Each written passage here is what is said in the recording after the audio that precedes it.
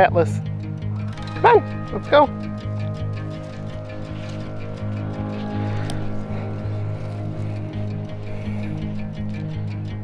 You're just gonna sit down in the snow? Let's go play. Come on.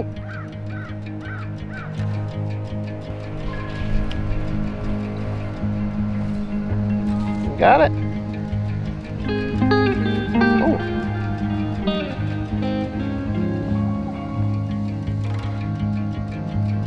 Come here.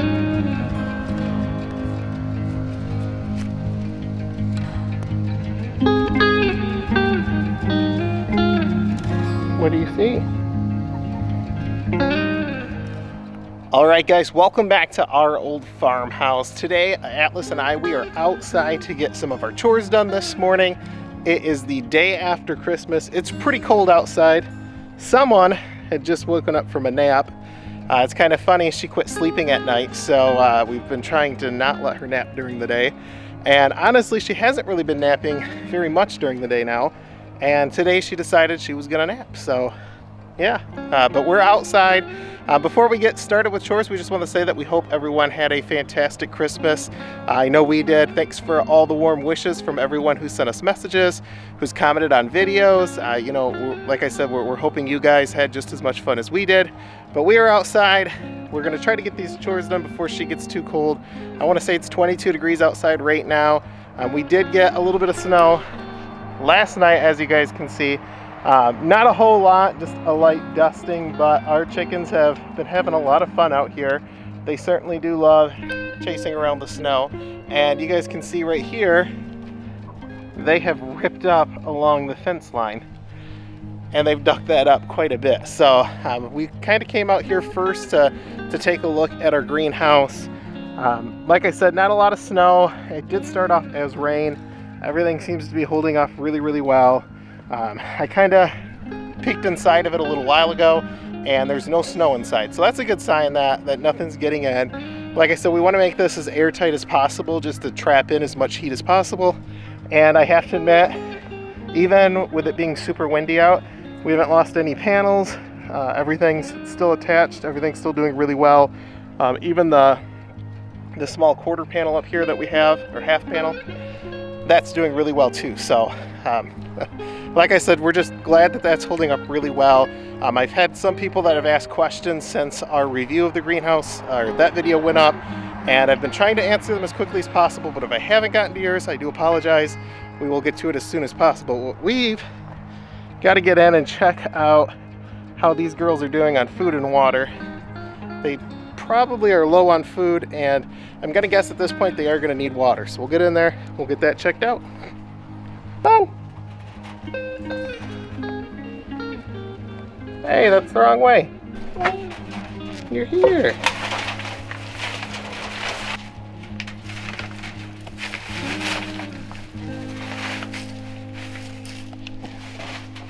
How are those guys doing? You check them out? Do the rabbits need feed? Let's look. Oh, I think I see some in there. We'll give them a little bit though. Oh, they're gonna need water. Do you want to open it back up again?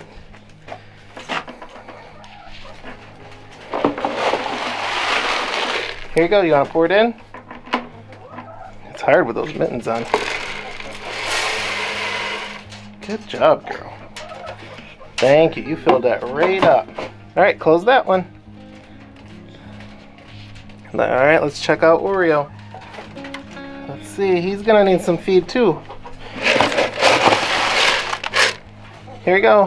Can you pour it in Oreos? Here, I'll hold your mittens for you. Go ahead, pour it in Oreos. You got it, girl.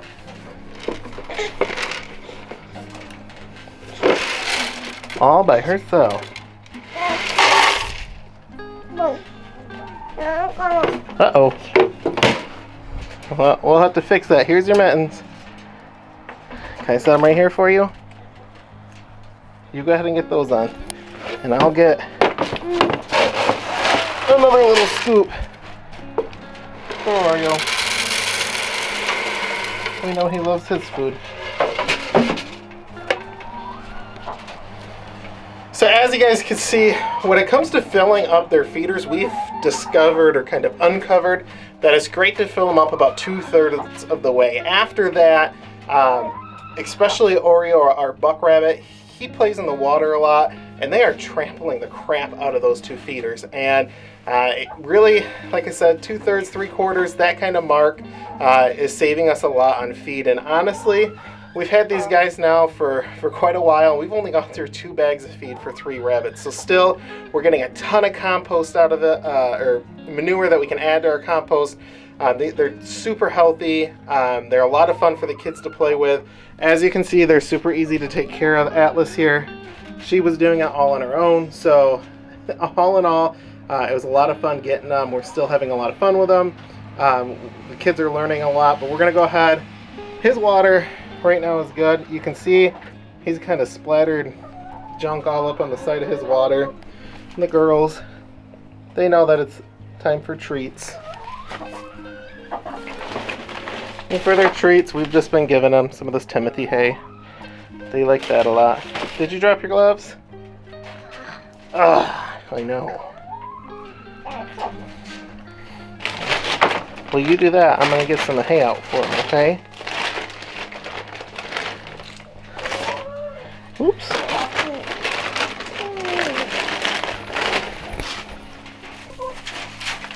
There you guys go. And look at that. They're right over. You open it back up. They are right over. And they're excited. A couple, well, right before it got winter out, we built this little half-wall partition in there. And they love going back there and kind of hiding from each other every once in a while. Atlas is up here cleaning for them. And now, it's time to get in here and check on these guys. What is going on, girls? I see we got some eggs over here. Was it 2, 4, 6, 7 eggs? We got 7 eggs!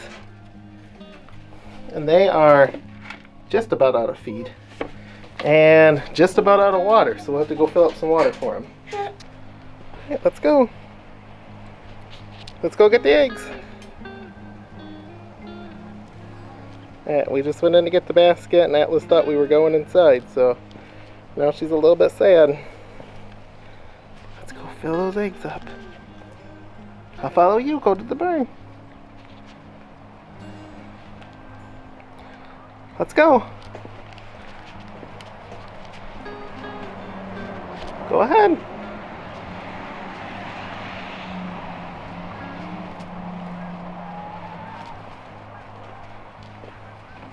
Oh, we left their feed open.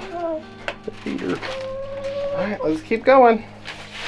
We gotta go get the chickens. Then we gotta clean up that feed we spilled. Go ahead. They were checking out your glove you dropped. I'll hold this. Let me go first. Oops, sorry. You got this? Can you go get their eggs? Here you go. Here, I'll hold this for you. I got this. Let's put it in your basket. Come here. Come get these eggs. Can you come get the eggs? Here, I'll hold it for you. Oh, you want the crackers? Alright. Guess I'll get the eggs. So we got 2. Oops. 4. 6. 7. Alright, we got 7. Now we gotta fill up their feeder and their water. I can't believe they ate all that food already. You got it? There's a little bit of a step right here that sometimes she struggles with. And today with a snowsuit on, I'm gonna guess it's gonna be even harder. You wanna go out there? Alright, I'm gonna finish chores in here. Oh, someone's had enough.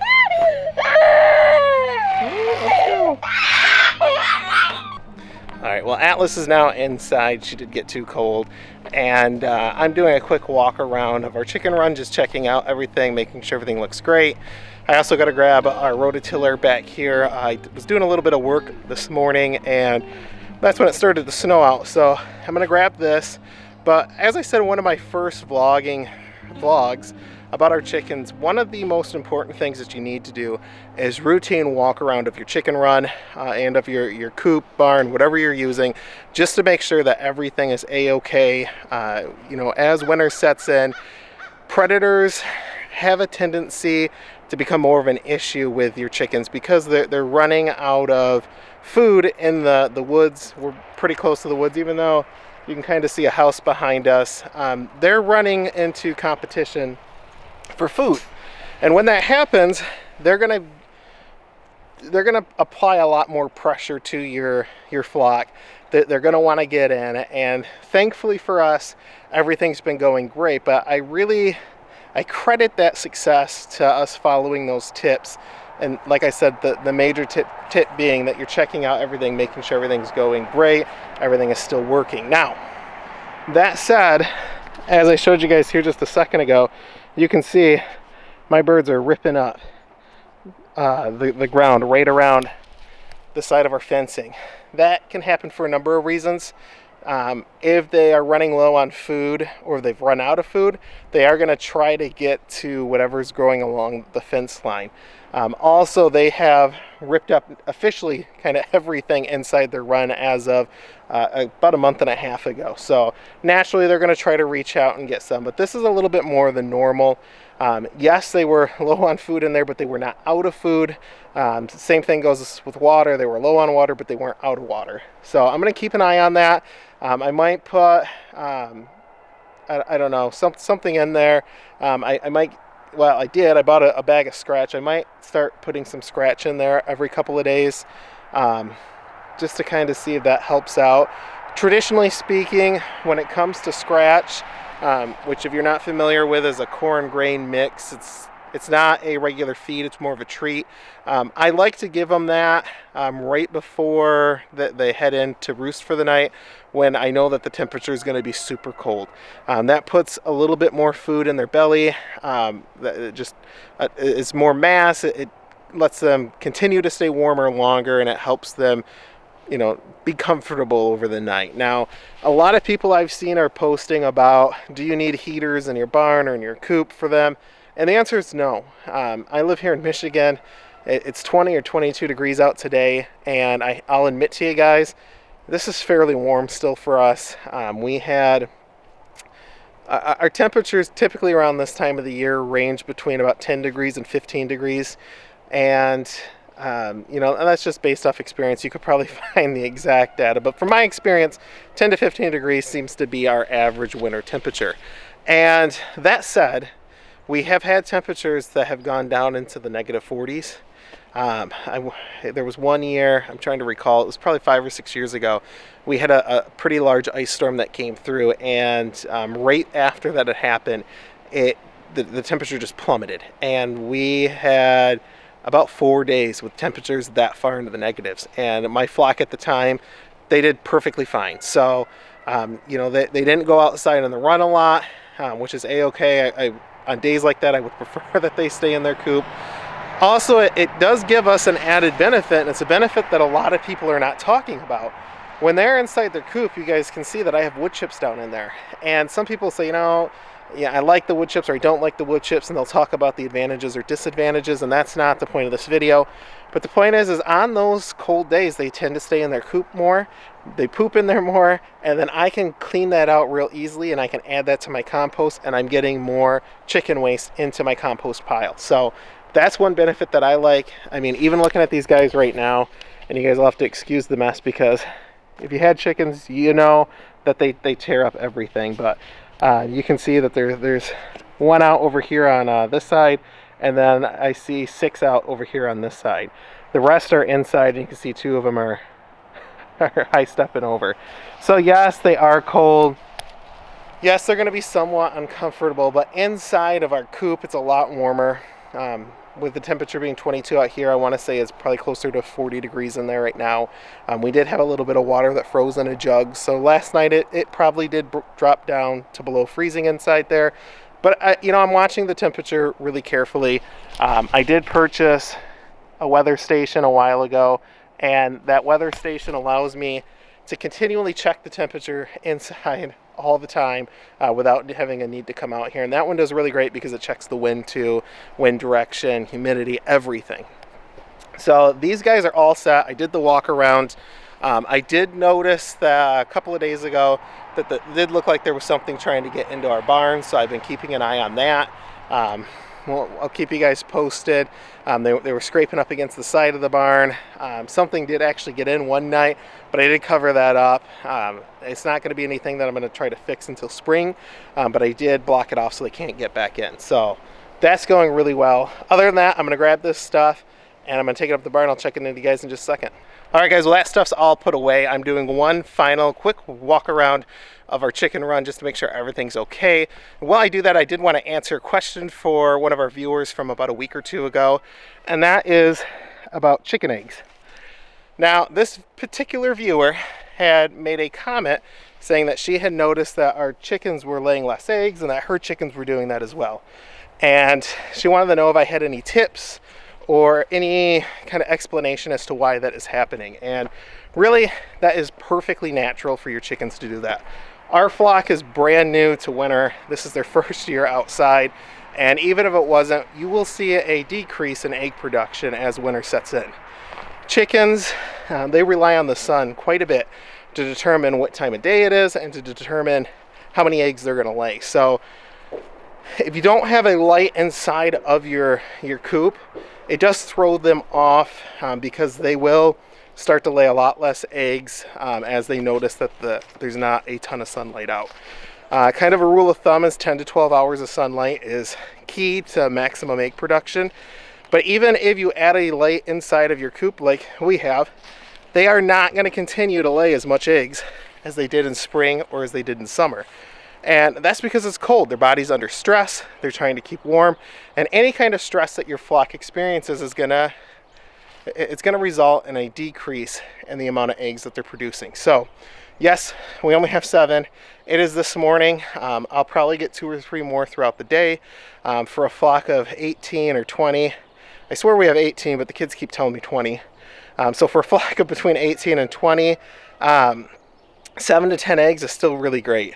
That's about halfway or just under half of our chickens laying an egg each day. Yeah, it kind of sucks having less eggs throughout the winter, but that's why I really do recommend if you do get chickens that your first year you don't sell any of the eggs, because it's going to be unpredictable how many eggs you actually get. So for example, we got our flock this beginning of spring. They started laying eggs right before winter. If I was to put a bunch of signs up and was selling eggs, typically in our area, a lot of people do see people wanting to purchase eggs right away. And I wouldn't be able to keep up with the demand getting 7 to 10 eggs a day. I just wouldn't be able to. So I would be much better off in the spring starting that up. And then that way I can hit more of a target area, and I'm being more consistent, because as soon as you don't have eggs for consumer, then they are going to stop coming to you to purchase eggs. And with us having 18 to 20 birds, I honestly don't know. With us having a flock that size, I should be able to comfortably sell a handful of eggs, a couple dozen of eggs a week, and still be doing really well with what our demand is inside the house. Other than that, though, don't go out and get a ton of chickens thinking that you're going to sell eggs and do this as a business. There's not a ton of money in it. I did a cost comparison video that should be coming out pretty soon. The numbers, they tell the truth. And, just kind of keep an eye on it. It's great to sell some if you have extra, but certainly get enough to feed your family and a little bit extra. Like I said, there's times like this that in the winter, you are going to see a pretty big drop in production. When they're molting, you're going to see a big drop in production. And honestly, what does kind of suck about chickens is as soon as these guys start laying more because the spring's kind of coming around, they're going to go through another natural molt. And when they're doing that, they pretty much stop egg production completely. So yeah, spring's going to roll around. The first part of spring, I'm going to still see a pretty big drop off, probably even more than what I've seen over winter. And then a couple weeks in, about 3 weeks in, they'll be finishing up their molting process and they're going to start laying really well again. As I walk around here, I think it's kind of funny, but I found an octopus. It's honestly funny, all the things that you can find in the yard when you have kids. I found lots of silverware, lots of toys like this. It's even funnier when you hit something with the mower. But anyways, that's it for today. These guys are doing great. Our rabbits are doing great. I'm going to have some more videos tailored around some things that you guys can be doing over winter. Also, I'm going to have some more tailored around raising chickens during the winter time.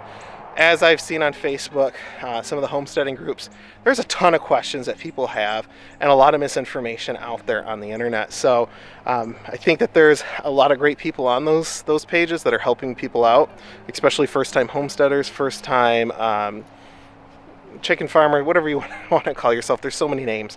But, you know, take advice. If you have questions, ask people. Don't be afraid to leave a comment. If you have a question, we'll be more than happy to answer it as best as we can. And other than that, I'm going to head inside, check on Atlas, and we got to get going soon. We got to do some errands. But other than that, thank you guys for watching today's vlog. We're still trying to do 2 videos a week. I'm trying to keep it on a schedule of Tuesdays and Thursdays, so stay tuned to that. If you guys do like the content and you are new to the video, please consider subscribing. Our goal is to hit 500 subscribers before spring.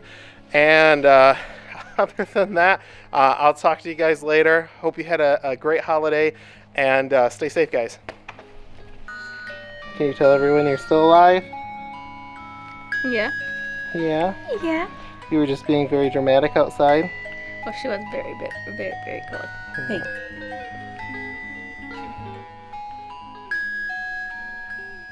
Say bye. Say bye.